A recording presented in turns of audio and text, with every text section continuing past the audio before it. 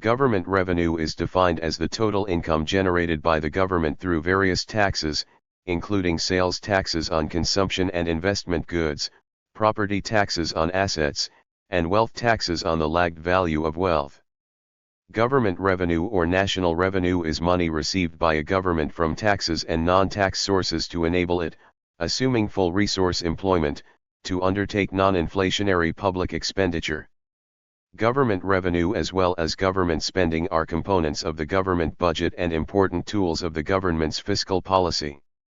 The collection of revenue is the most basic task of a government, as the resources released via the collection of revenue are necessary for the operation of government, provision of the common good, through the social contract in order to fulfill the public interest, and enforcement of its laws. This necessity of revenue was a major factor in the development of the modern bureaucratic state.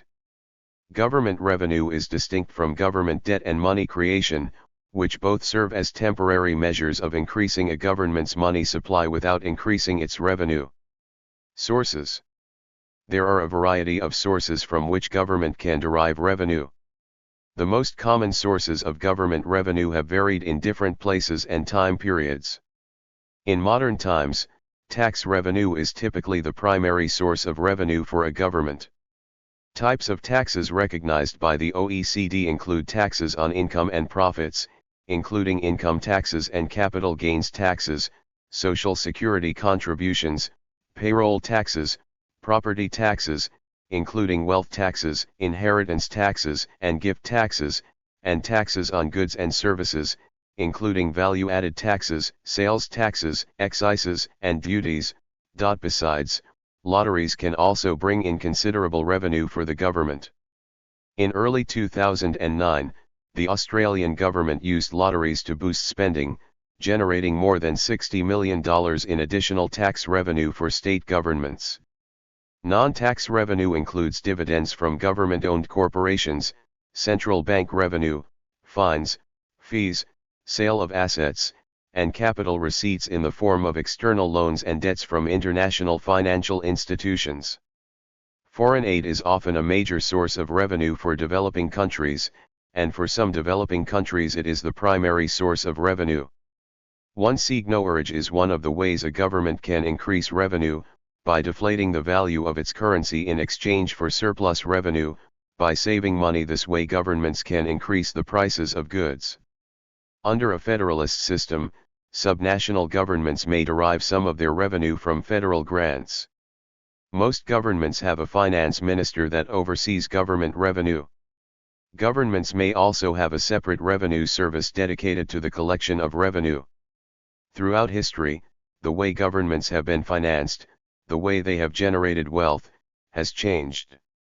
This reflects the changing dynamics of societies, economies, and governance structures over time. In ancient civilizations such as Mesopotamia, Egypt, and Rome, government revenue came primarily from taxes on trade and agriculture. In the ancient Mesopotamia, as they lacked a currency system, households were obliged to pay taxes through goods instead. Poll taxes mandated that each man contribute a cow or sheep to the authorities. Merchants moving goods between locations were subjected to tolls and customs duties. Consequently, to minimize their exposure to these levies, merchants frequently engaged in smuggling. However, if caught smuggling, they faced punishment such as imprisonment. Taxes in the ancient Roman Empire were quite different. They were rife with unauthorized money-making schemes. The notorious publicani were private tax collectors hired by provincial governors to gather taxes exceeding the official rates. These publicani would then collaborate with other wealthy Romans, buying grain cheaply during harvest and selling it at exorbitant prices during shortages. They also lent money to struggling locals at exorbitant interest rates, often 4% or more per month. It's no wonder they were consistently grouped with sinners in the New Testament. Every emperor grappled with the challenge of funding the expanding administration. Various attempts to reform the tax system were made over time. The most significant changes occurred later. Diocletian, from AD 284 to 305, implemented a universal price freeze with mixed success while reintroducing the land tax on Italian landowners, mostly paid in goods rather than money. He also imposed additional tolls on traders and corporations. While theoretically providing relief to taxpayers, in practice, it fell short due to subsequent taxes imposed after the land tax was paid. Moreover, the burden disproportionately fell on the local senatorial class, risking financial ruin for any shortfall in payment. To compound matters, Constantine, Diocletian's successor, made the municipal senatorial class hereditary. This meant that even if your father had squandered the family fortune, you still inherited his status as a senator along with his tax obligations. In the 12th and 13th centuries, within the Crusader states, the ruling class, known collectively as the Franks, displayed a remarkable proficiency in financial management and governance. This was largely due to their ability to inherit and utilize existing administrative systems established by their Arab and Greek predecessors. Notably, the Holy Land had been under the rule of the Byzantine Empire for over 3 centuries, leaving behind intricate bureaucratic structures. While many of the institutions vital to the Crusader states were not originally their own, the Franks adeptly adapted the legacy of their predecessors to suit their own requirements. Regarding sources of revenue, the Franks, like those who came before them, augmented their treasury through the following methods. 1. Rents on land, i.e. payments made by tenant farmers to the landowner in exchange for the privilege of cultivating and utilizing the land. 2. Tariffs on imports and exports collected at the ports. 3. Fees levied by the courts on individuals convicted of crimes and minor offenses. 4. Machinery used for extracting olive oil and pressing grapes to make wine. 5. Fees for anchoring and using harbor facilities. In the Middle Ages, feudal dues constituted another form of taxation, typically paid in goods or services rather than money, and were established by custom. The church enjoyed exemptions from these dues, so monarchs often resorted to demanding loans, known as forced loans, from ecclesiastical institutions. It was a common occurrence for one bishop to reverse the actions of another, typically in exchange for payment. Threats of excommunication held little sway, leading to successful coercion of loans from the church, which, owing to various factors, was notably wealthy. The only excommunication threat that carried weight was if it originated from the Pope. However, starting from 1378, when there were 3 rival popes, the nobility exploited the situation shamelessly. This state of affairs persisted until the Council of Constance resolved the schism in 1418. The United States example. In 1915, the primary sources of income for the federal government differed significantly. Nearly half of all federal revenue originated from excise taxes, including those imposed on alcohol and tobacco.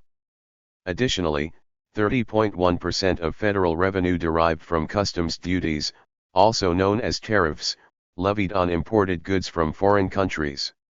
As per the census data from 1915, revenues from liquor taxes totaled $224 billion, constituting 66.8% of excise tax revenue, while tobacco taxes amounted to $80 billion, making up 23.8% of excise tax revenue. Whereas, over the next century, the primary sources of federal revenue faded away, where individual income taxes and payroll taxes contributed overwhelmingly to the government's income. In 1915, individual income taxes contributed 5.9% to federal revenue, and corporate income taxes contributed 5.6%. During that period, both taxes were comparatively modest. The highest rate for individual income tax stood at 7%, while the highest corporate tax rate was merely 1%. Over time, Congress maintained the majority of federal excise tax rates at their current levels, resulting in a slower growth of overall excise tax revenues compared to the expansion of the federal government. Several additional federal taxes became more noticeable. The Revenue Act of 1942 brought about a significant shift in individual income taxes. Previously targeting only wealthy Americans, these taxes were broadened to apply to approximately 50 million households. As a result of this expansion, individual income taxes surged from comprising 13.6% of federal revenues in 1940 to constituting 45% of revenues by 1944, thereby emerging as the primary source of federal income. Moreover, payroll taxes increased significantly over the course of the 20th century, driven by the implementation and growth of Social Security and Medicare programs. What are the sources of government income? Government income includes 1. Income generated from services performed in a country, including income generated from employment. 2. Income generated by a craftsperson, musician, or a player from his or her performances in a country. 3. Income generated from activities carried on by a non-resident through a permanent establishment in a country. 4. Income generated from sale of movable assets owned by a permanent establishment in a country. 5. Income generated from the following assets in a country. A. Immovable assets and accessories thereto. B. Livestock and inventory generated from agriculture and forestry. C. Usufruct and other rights derived from an immovable asset if such an asset is in a country. 6. Income generated from sale of assets referred to in point 5 degrees of this article. 7. Dividends distributed by a resident company. 8. Profit shares distributed by a resident partnership. 9. Interest paid by the central government, districts, town, or municipality, a resident of a country or by a permanent establishment that a non-resident maintains in a country. 10. License fees including lease payments and royalties or artistic fee paid by a resident, or paid by a permanent establishment owned by a non-resident in a country. 11. Income generated from any other activities carried on in a country. More than 70% of our revenue comes from taxes. Taxes in Singapore are primarily on income, consumption, and wealth. A. Income taxes include corporate income tax, CIT, personal income tax, PIT, and withholding tax. B. Consumption taxes include goods and services tax, GST, as well as customs and excise duties. C. Wealth taxes such as property tax and buyer's stamp duty, as well as the additional registration fee, which is part of our motor vehicle taxes. D. Other taxes include foreign worker levy, water conservation tax, land betterment charge and annual tonnage tax. Fees and charges, F&CS, are charges for goods and services provided by the government. This is to ensure that users of such goods and services pay, to discourage overconsumption and so that non-users do not have to subsidize them. F&C rates are priced to allow the government to cost recover and make the provision of the goods or services sustainable. Examples of F&CS include parking charges for car parks maintained by HDB and URA, and license fees such as driving licenses. Net investment returns contribution. Net investment returns contribution, NIRC, comprises A. Up to 50% of the net investment returns, NIR, on the net assets invested by GIC, MOS, and Temasek, and B. Up to 50% of the net investment income, NII, derived from past reserves from the remaining assets.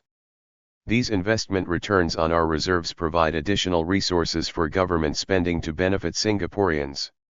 About 20% of government spending every year is funded by the NIRC. Since FY 2020, the NIRC has provided an annual revenue stream of around 3.5% of GDP on average. Thank you for watching this video.